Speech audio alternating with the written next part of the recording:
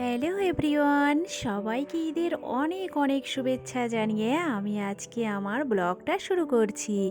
তো ঈদের ব্লগটা একটু আসতে দেরি হয়ে গেছে, তো কিছু মনে করবে না কেউ। তো দেখো এই যে আমার হাতে মেহেন্দি, দেখো কত সুন্দর কালার এসেছে। আর তোমাদের পছন্দ হয়েছে কিনা আমাকে একটু অবশ্যই জানাবে। এখনও সকাল হয়ে গেছে, অনেকটাই সকাল। তো আমি সকাল সকাল উঠে গেলাম, উঠে গিয়ে বাড়ির সব কিছু কাজ বাজ করে তারপরে কিন্তু আমি রেডি হব। তো চলো তোমাদেরকে দেখাই।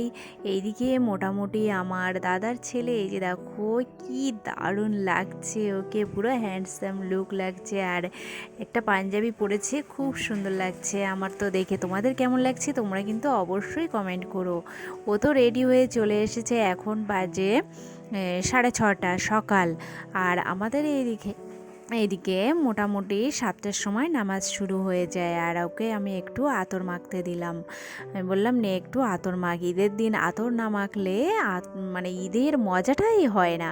তো এদিকে দেখো আমি বাবার জন্য পাঞ্জাবি, পাজামা, টুপি সব কিছু সেট করে রেখেছি। এটা আমার ছোটোবেলা থেকেই অভ্যাস একদম। মানে বাবা যেন স্নান সেরে এসে দেখতে পায় সব কিছু এখানে রেডি আছে। এইদিকে মারও স্নান দান হয়ে গেছে, মাও এবার পায়েস রান্না করতে চলে যাবে। আর ওইদিকে দেখো আমার একটা ভাই দৌড়াচ্ছে, বলছে দিদি নিও না, আমাকে নিও না, আমি রেডি হয়ে আসি তারপরে আমাকে ক্যামেরাতে নিও।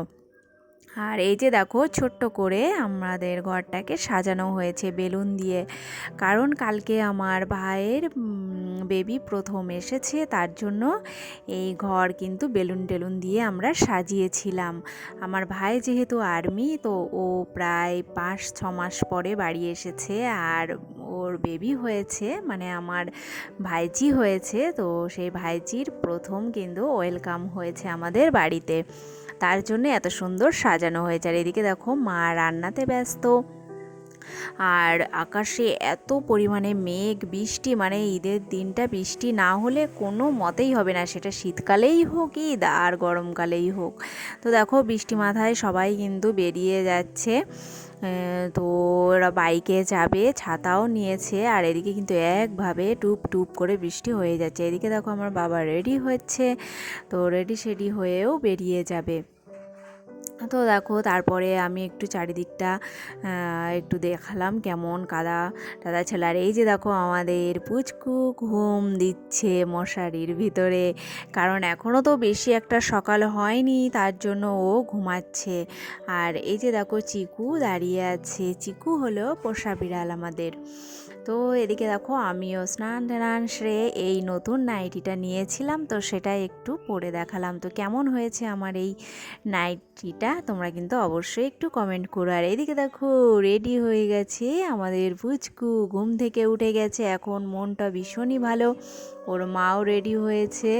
আর এই যে এখন উনি রেডি হবে। জামা হয়েছে 15-16টা, তো কোনটা কখন পরবে সেটাই আর কি এখন তো বোঝাই যাচ্ছে না যে কোনটা কখন পরবে। দেখো তো সব জামাই একটু একটু করে পরবে, তার জন্য সব জামাগুলো রেডি করা হচ্ছে, যাতে যারা যারা জামা দিয়েছে যেন অখুশি না হয়। সব জামাগুলো একবার করে পরানো হবে।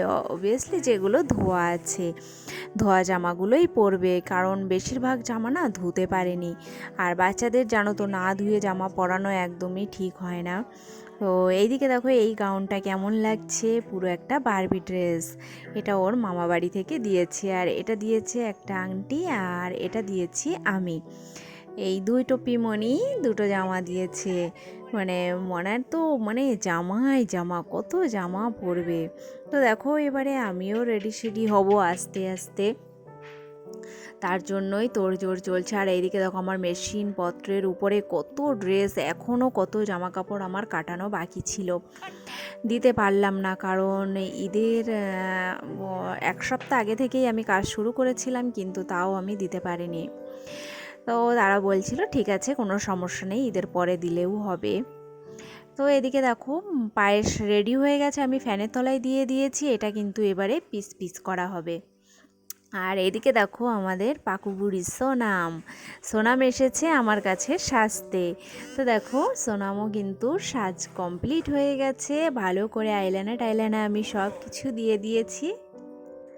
তারপরে দেখো আমি লিপস্টিক দিয়ে দিয়েছি। তো সোনামকে কেমন লাগছে তোমরা কিন্তু অবশ্যই অবশ্যই কমেন্ট করো। আর এদিকে দেখো সোনাম বলছে মিমি তুমিও তাড়াতাড়ি সেজে নাও, আমরা একসাথে ঘুরতে বেরোবো। আর এদিকে দেখো পুচকু দেখো রেডি হয়ে গেছে, সেই বারবি ড্রেসটা পরেছে।